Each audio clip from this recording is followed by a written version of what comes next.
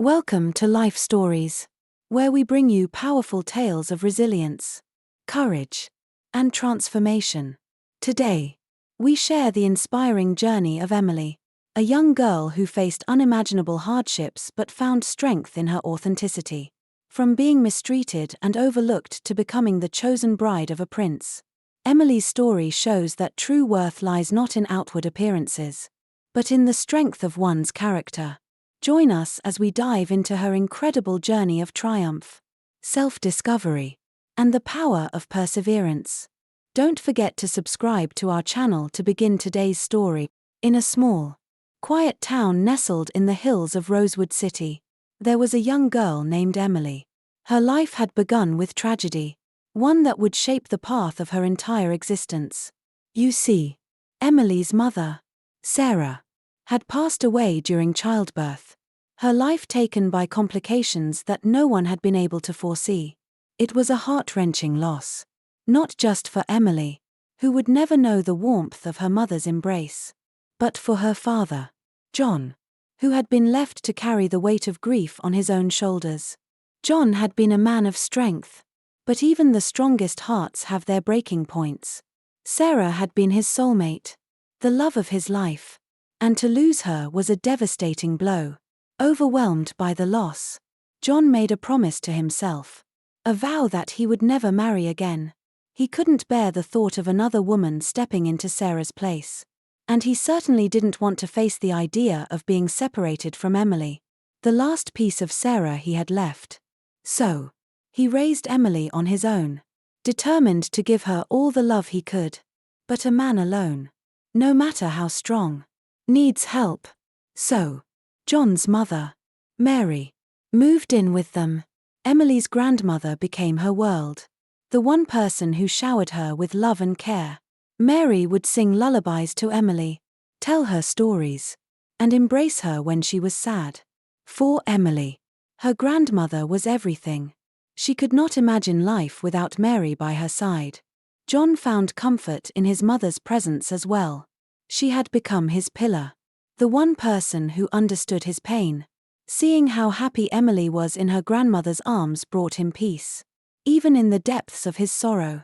But fate, as it often does, has a way of shaking even the most settled lives. One evening, John had to leave for a business trip. He promised Emily and Mary that he would return by nightfall. But as the hours passed and the moon rose high in the sky, John had not yet returned. Emily's heart began to race with worry, and her grandmother, ever the calm and strong woman, reassured her. "Stay where you are, my dear," she said, her voice warm despite the growing darkness. "I'll just go to the balcony and turn on the generator. Everything will be fine." But in the blink of an eye, tragedy struck. As Mary stepped out onto the balcony, she slipped, falling hard to the ground. Emily, only 3 years old, heard the crash and rushed to her grandmother's side. "Grandma! Grandma!" she cried, her voice filled with fear. She found her grandmother lying on the ground in the darkness, struggling to sit up. Mary tried to sound strong, her voice soft but reassuring. "I'm okay, sweetheart," she said, though Emily could hear the pain in her voice. "Just stay calm. My legs hurt, but I'll be fine." Emily's tiny heart ached as she watched her grandmother, her protector, in such a vulnerable state. When the electricity was finally restored, a dim light filtered through the house, but it did little to ease Emily's growing panic. With great effort, Mary managed to crawl back inside, but the strain was evident. She was too weak to continue cooking dinner, and the two of them went to bed that night without a meal. The house, usually so full of warmth and laughter, felt eerily silent. The next morning, John returned, full of apologies, his heart heavy with concern when he learned about Mary's fall. He did what he could to ease her pain, placing her on medication and hoping for a speedy recovery. But a week later, Emily's world was shattered once again. In the stillness of the night, Emily awoke to find that her grandmother had passed away in her sleep. The grief that Emily felt in that moment was unlike anything she had ever known. Her tiny heart, still so young, was crushed by the absence of the one person who had given her everything. Mary, the woman who had been her mother, her confidant, her safe place, was gone. John, too, was devastated. The guilt weighed heavily on him. He had promised to protect his family, to never let anything separate them. But in the end, he had lost the one person who had truly kept the family whole. The days that followed were filled with tears, but also with a quiet sense of emptiness that neither father nor daughter could escape. As the years passed, life continued, though it was never quite the same. John, despite his best efforts, could not seem to shake the weight of grief. He worked tirelessly, but the sadness in his eyes was always there. And then, a year after Mary's passing, John did something unexpected. He remarried. His new wife, Claire, was a beautiful woman. And at first, she seemed to be everything John had needed: kind, loving, and caring for Emily as if she were her own. John was overjoyed to have found someone who genuinely cared for Emily, someone who seemed to fill the void that had lingered in his heart for so long. But this happiness was short-lived. When Claire gave birth to their daughter, Mia, everything changed. Emily, thrilled to have a little sister, was eager to share her love with Mia. But Claire's attitude toward Emily shifted. Claire began to view her stepdaughter not as a child of the family, but as a source of bad luck. "Don't touch my baby," Claire would snap whenever Emily tried to play with Mia. "You're the reason your mother died." The once warm and loving home now felt cold and unwelcoming. John could see the shift, but he felt powerless to stop it. He tried, of course, to talk to Claire, to plead with her to treat both girls with the same love. But Claire's anger was unyielding. "Mia is my daughter, and Emily is nothing but a curse," she would say. "If you want peace in this house, don't bring up Emily again." In the silence that followed these arguments, Emily would sit alone in a corner, her heart breaking as she silently wept. The home that had once been filled with laughter and warmth now seemed like a prison. Emily did all the housework, every chore that Claire assigned her. She cooked, cleaned, washed, and mopped, never complaining, but always feeling the weight of it all. Claire made sure Emily never had a moment to herself. When the chores were done, there were always more tasks to complete, more impossible demands to meet. It was a hard life for a young girl. But Emily's father, John, still tried to find moments to comfort her. Whenever he returned home early and Claire was still asleep, John would search out Emily. Finding her already hard at work, he would gently pull her aside, his voice full of warmth but laced with sorrow. "I see everything you go through, Emily," he would say, "and it hurts me deeply. But I want you to know, you are not a mistake. The cruelty you face now will one day be the stepping stone to a better life." Emily, though still just a child, clung to her father's words. They were a small light in the darkness of her life, a glimmer of hope that kept her going through the hardest days. And so, she continued on, her heart full of love for her father. Despite the pain and suffering she endured, she dreamed of a day when she could break free from the shadows of her past and rise above the hardships that had been forced upon her. But life, as it often does, had other plans for Emily. The months following Emily's grandmother's death were difficult for both her and John. The weight of grief that had once been shared now lay heavily on John's shoulders alone. But he tried to push through, focused on his work and on raising Emily as best he could. The loss of Mary left a quiet space in their home, one that no amount of time or love could fill. John, despite his best efforts, still carried the sorrow of his wife's death in his heart. It was a wound that had not healed, and it lingered in everything he did. Then, as if to try to find some semblance of happiness again, John remarried. Claire, his new wife, was a beautiful woman, charming and warm at first. Her presence seemed like a fresh start, a new chapter. Emily, though still deeply mourning the loss of her grandmother, tried to be hopeful. Claire's kindness made her feel, For a short time. Like maybe this could be a family again. A complete one. For a brief period. Things seemed almost normal. Claire, with her gentle ways, doted on Emily, often asking her how her day had gone or if there was anything she needed. Emily started to feel that maybe, just maybe, this woman could become the mother figure she had longed for. But when Claire gave birth to their daughter, MIA, everything changed. At first, Emily was overjoyed at the idea of having a little sister. Her heart swelled with love for MIA, and she wanted to play with her, to share the little things her grandmother used to share with her. But when Emily tried to embrace her new role as an older sister, Claire's attitude began to shift. It started with small comments, then escalated into something much darker. "You're the reason your mother died," Claire would say harshly, her eyes narrowing whenever Emily tried to interact with MIA. "You're bad luck. Stay away from my baby." Emily's heart broke at the cruel words. She didn't understand how things had changed so quickly. What had happened to the woman who had once seemed so kind? It was as if the arrival of MIA had brought a side of Claire that Emily had never seen before, a side that was cold and dismissive. In the months that followed, the tension in the house grew. Emily, once a cherished child, now felt like a mere servant. Every day, she was assigned more tasks than she could manage. Cleaning the house, mopping floors, washing dishes, these became her daily routine, leaving her no time for herself. No time to simply be a child. All the while, MIA was pampered and adored, her every whim catered to. John noticed the change in Claire and the way she treated Emily, but he seemed helpless to stop it. He had always been a man who avoided conflict, and when he did try to confront Claire, it only made matters worse. He would plead with her, asking her to treat Emily like her own daughter, but Claire's response was always the same. "My daughter MIA is all that matters," she would snap. "Emily is nothing but a curse.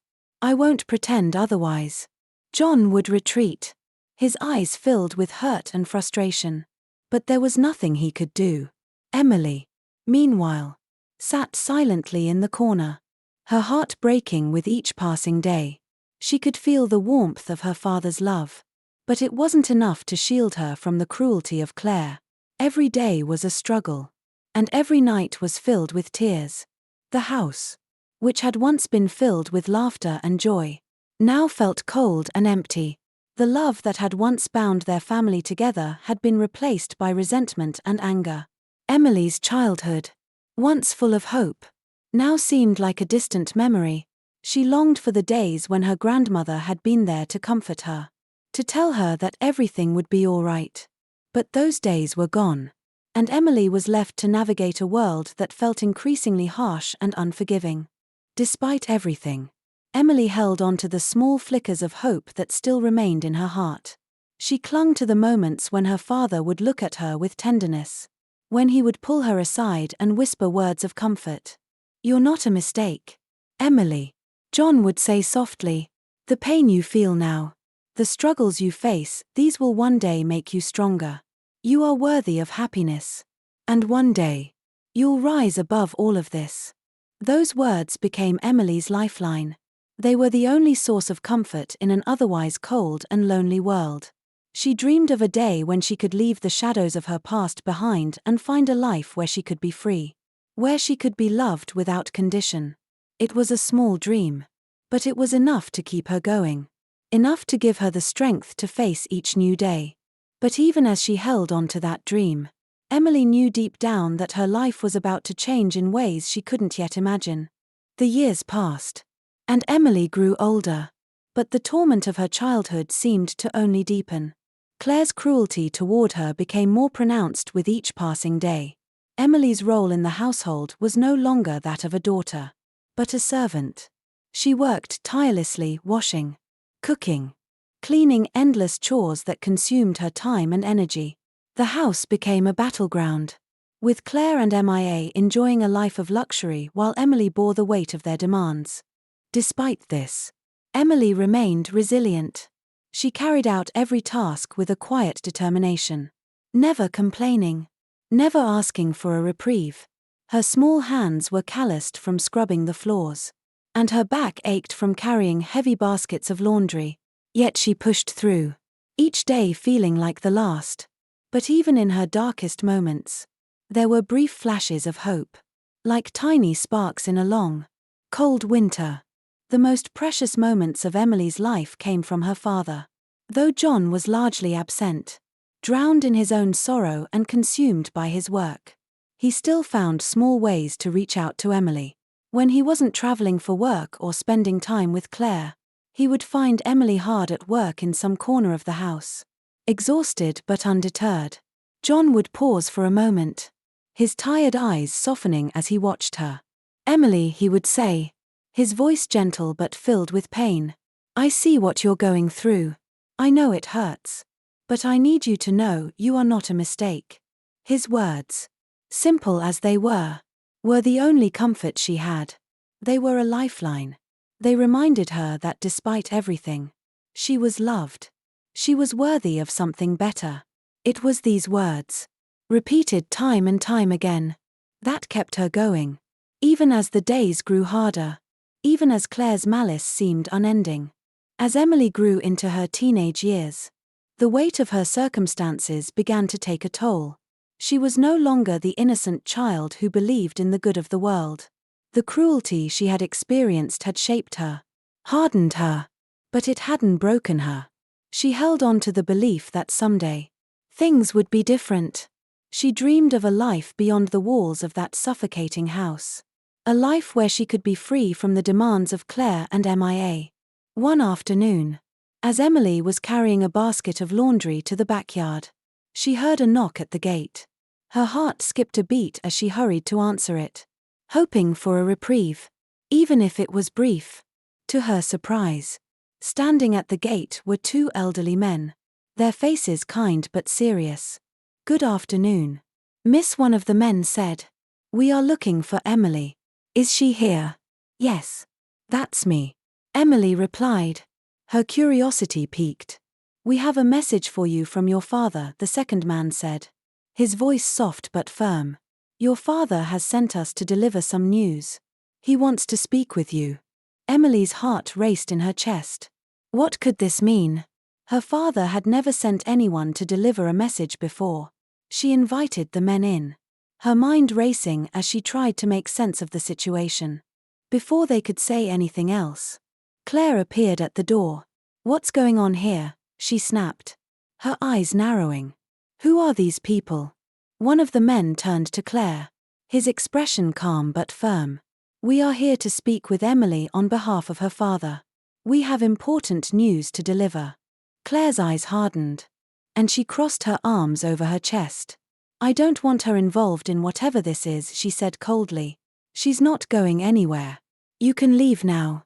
But the men stood their ground. "We must deliver the message. It's from your father, Miss Emily. It's very important." Claire's eyes flicked between Emily and the men, her expression unreadable. But she finally relented, waving her hand dismissively. "Fine. Do whatever you want. But remember, she's nothing to you." The elderly men entered the house, and Emily followed them to the living room.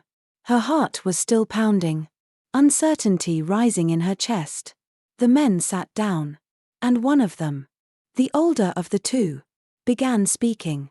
"Emily," he said softly, "we come from the village of Tiara. Earlier today, we were at the village square, meeting with the elders. Something unusual happened. We received word that a man had been in a car accident and was in critical condition. When the young men arrived to help him, he whispered something strange to them with his last breath. He described this house, and he told us to come and tell his daughter, Emily, not to give up on life." The words struck Emily like a blow to the chest. Her mind was spinning, trying to process what the man had just said. What could this possibly mean? Her father had been in an accident. He was in danger.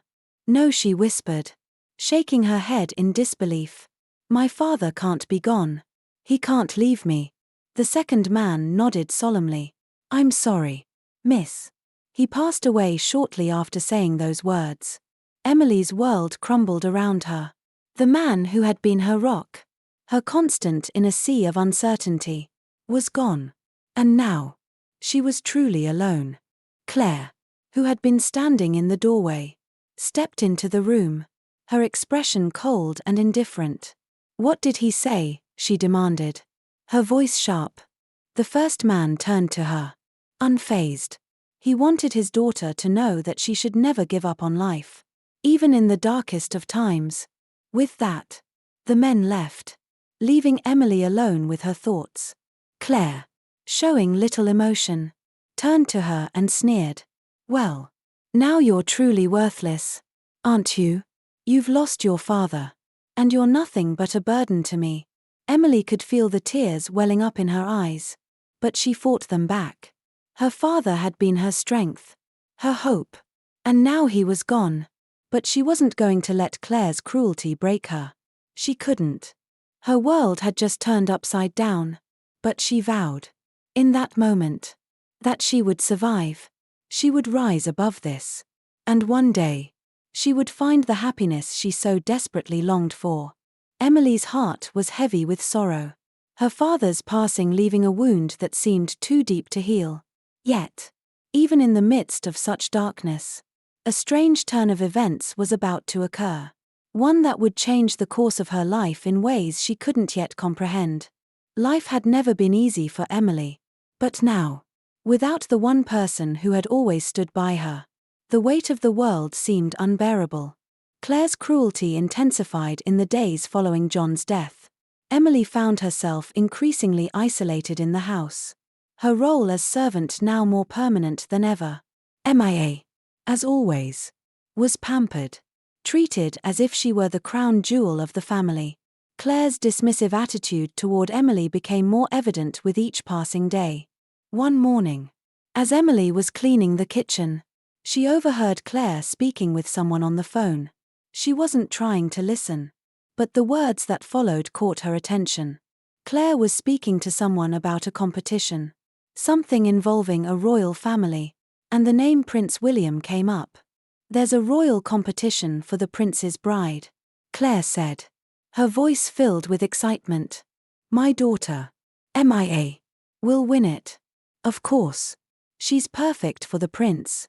Emily's heart skipped a beat. She had heard of Prince William, the heir to the throne of Rosewood City. He was known for his charm and intelligence, a prince whose presence had captured the imagination of many.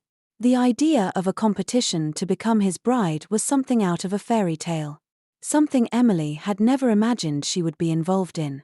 But Claire's words shocked her. She was certain that MIA was the one who would be chosen. MIA, with her beauty and grace, was the ideal candidate in Claire's eyes. Emily, however, was nothing more than a servant to Claire. Her worth, in her stepmother's eyes, was limited to her usefulness around the house. The idea that she could ever compete for the prince's affections seemed ludicrous. Yet, something stirred within Emily, a sense of longing, of yearning for a different life, flickered within her heart. Perhaps this competition, as impossible as it seemed, was a chance to escape from the confines of Claire's house, a chance to be seen for who she truly was, not as a servant but as a person of worth. Days passed, and the excitement surrounding the competition grew.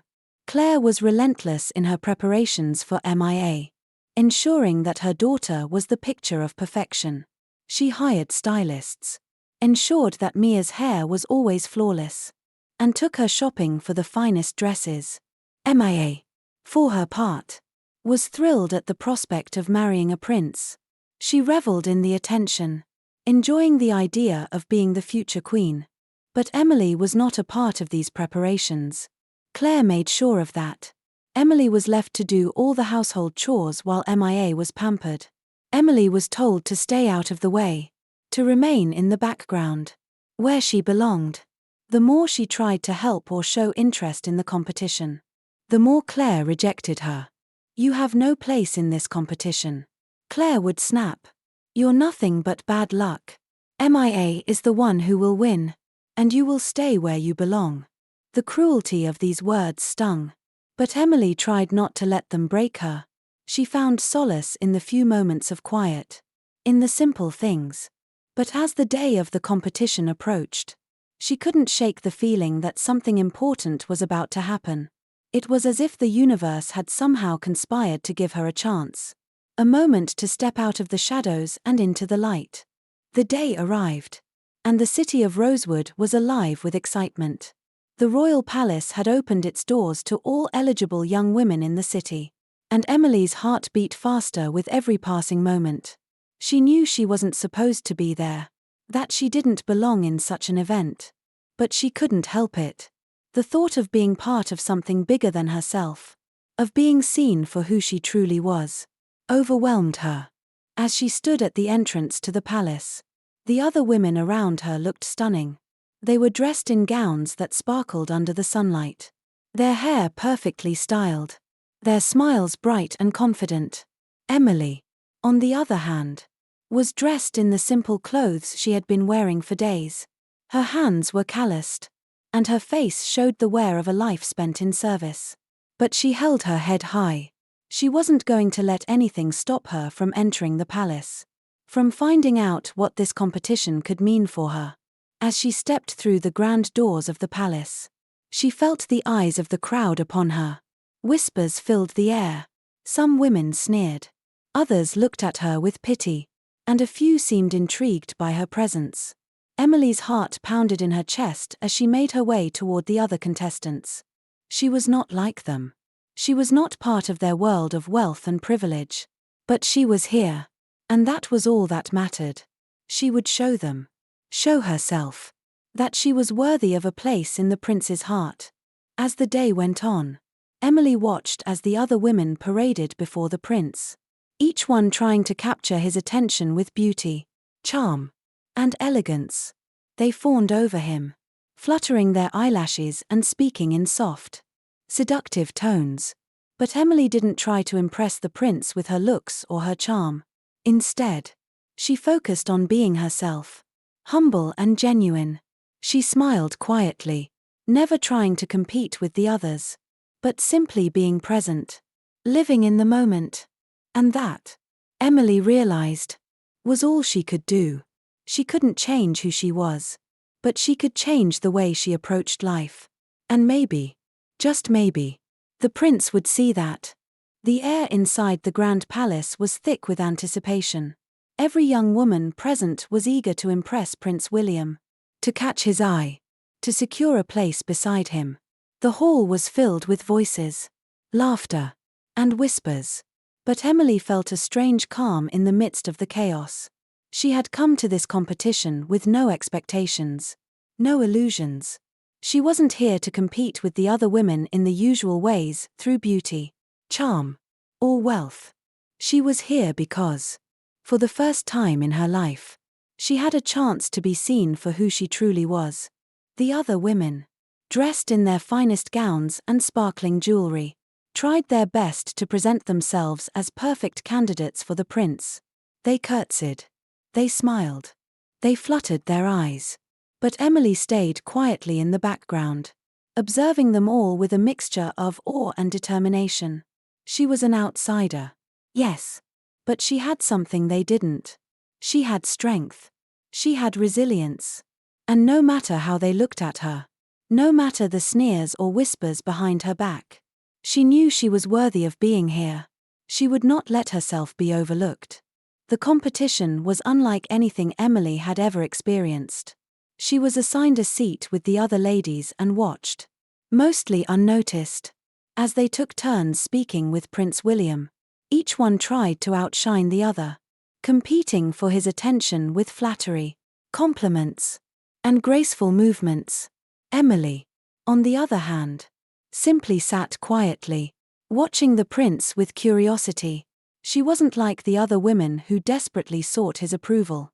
For Emily, this was a moment of quiet defiance, a moment where she could be herself, where she could stop hiding behind the shadows and simply exist. When it was finally her turn to speak with Prince William, she stood up, her heart racing, but her face calm. As she walked toward him, she could feel the weight of the eyes that followed her. The judgment of the others who couldn't understand why she was even there. But she didn't let their looks affect her. She was here for herself. Not for them. Your Highness, Emily said, her voice soft but steady. I'm honored to be here. But I'm not here to impress you like the others. I'm just here to show you who I am. Prince William looked at her, his eyes curious. He had already met many women that day.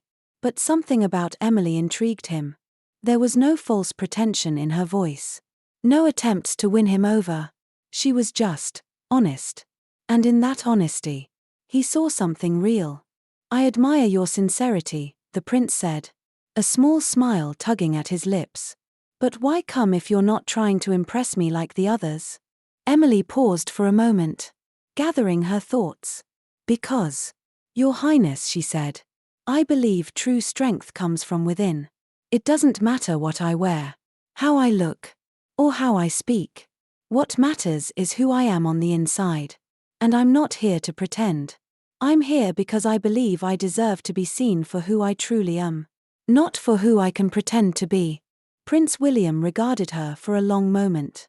His expression unreadable. Emily couldn't tell what he was thinking. But for the first time in her life, she felt seen. Even if only for a fleeting moment. And that, she realized, was enough. But as she stepped away, she couldn't shake the feeling that something was off. The other women were still vying for attention. Still competing in the ways that Emily had refused to. But she couldn't shake the growing sense that, despite her honesty, this wasn't the end of the story. There was something more waiting for her. Something she wasn't prepared for. And then it happened. As the competition continued, the air in the palace shifted. Whispers began to circulate among the women. The high-ranking officials and royal aides started speaking in hushed tones. And Emily couldn't help but feel that the tide was turning. Something unexpected was unfolding. Something beyond her control. Prince William, after spending hours with the contestants, stood up and addressed the gathered women. His voice was calm, yet there was a hint of something serious beneath it.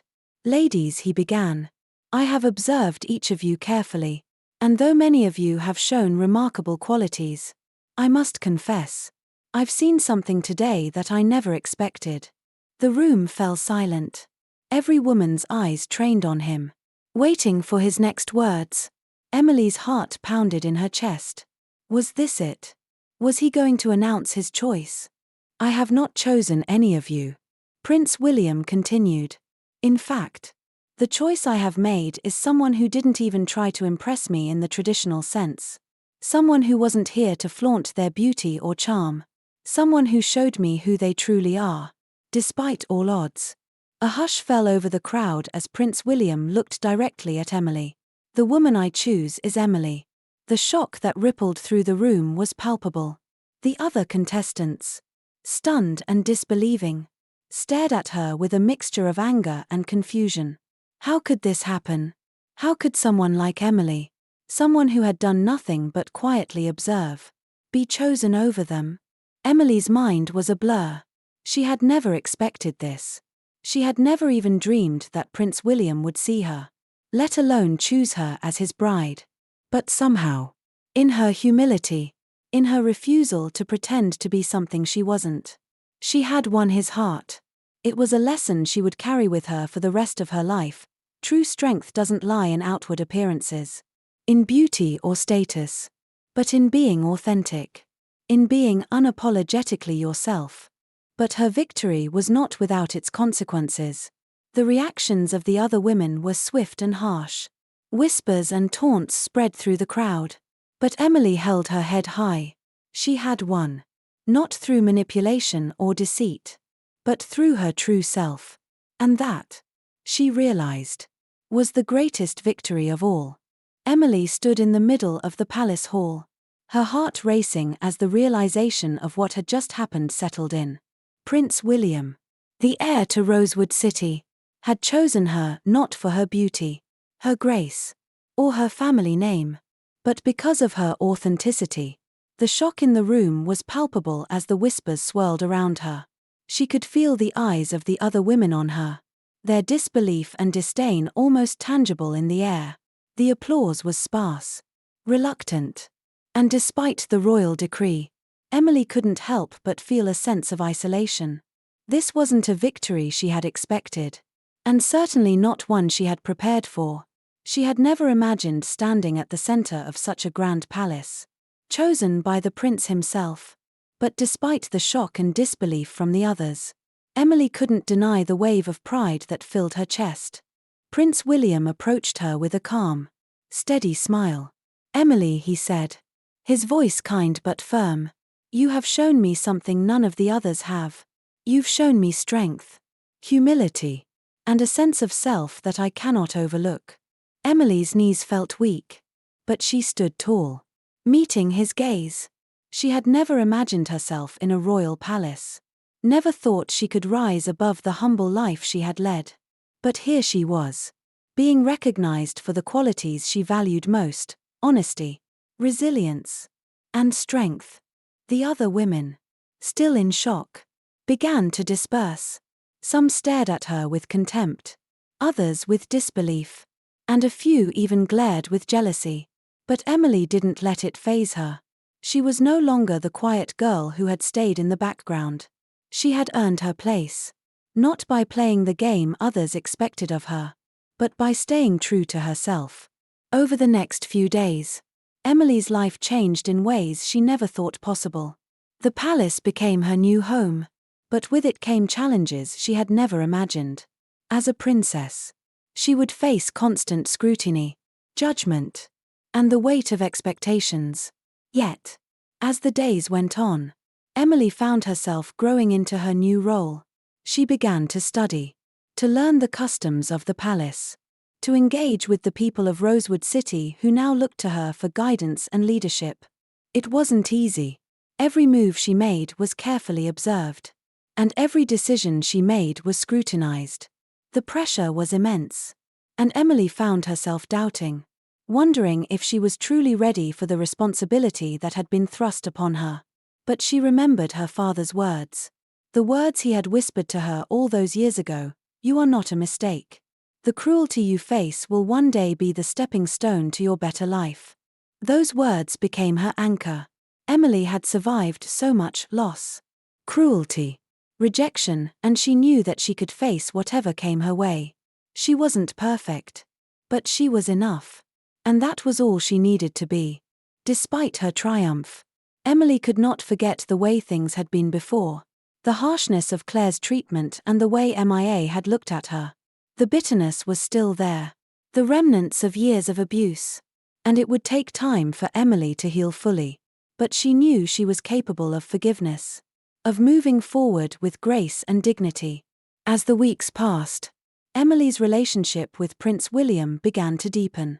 They spent time together, talking, learning from each other, and slowly, the initial awkwardness faded.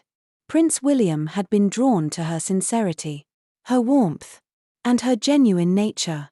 He respected her not because she was perfect, but because she was unapologetically herself.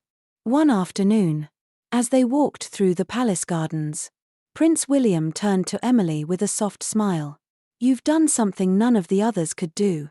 You've shown me who you are without fear, without pretense. And that's what I admire most." Emily felt a warmth fill her chest, a sense of belonging she had never known. For the first time, she felt like she had a place in the world, like she was meant to be here. "It hasn't been easy," Emily admitted, her voice soft. "There were times when I wanted to give up, to leave and escape. But my father's words kept me going. I had to believe that I wasn't a mistake. I had to believe that my struggles weren't in vain." Prince William stopped walking and turned to face her, his expression serious. "And you were right. Your struggles have made you who you are today: strong, compassionate, and wise beyond your years." Emily smiled, the weight of her journey settling in her chest. She had fought for her place in this world, and though the road had been difficult, she had found her way. The royal court had expected a princess who could smile gracefully and wear a crown with ease. But Emily had shown them something more, someone who could lead with empathy, who could love with sincerity, and who could rise above adversity. She had earned the title of princess, not by playing the role others had written for her, but by staying true to herself. As Emily stood beside Prince William, looking out over the sprawling gardens of the palace, she felt the weight of her new life settle in. There would be more challenges ahead, more obstacles to overcome, but she was ready. She had learned that the greatest strength lies not in perfection, but in perseverance, in the ability to rise above the pain and to stand tall in the face of adversity. And in that moment, she knew that her story was only just beginning. As Emily stood by Prince William, her heart finally at peace, she knew that the journey she had embarked upon was not just about becoming a princess, but about embracing her true self and rising above the challenges life had thrown her way. The road ahead would not always be easy, but she had learned that strength lies in perseverance, in staying true to who you are, no matter the obstacles. She had gone from being an unnoticed servant to the heart of the kingdom, proving that true worth comes from within. Emily's story was a testament to the power of resilience and the importance of never giving up on yourself. As the future queen of Rosewood City, she vowed to lead with kindness, wisdom, and the humility that had carried her through the darkest times of her life. Don't forget to subscribe to our channel to watch more inspiring life stories. Thank you for joining us. And remember, you are never a mistake.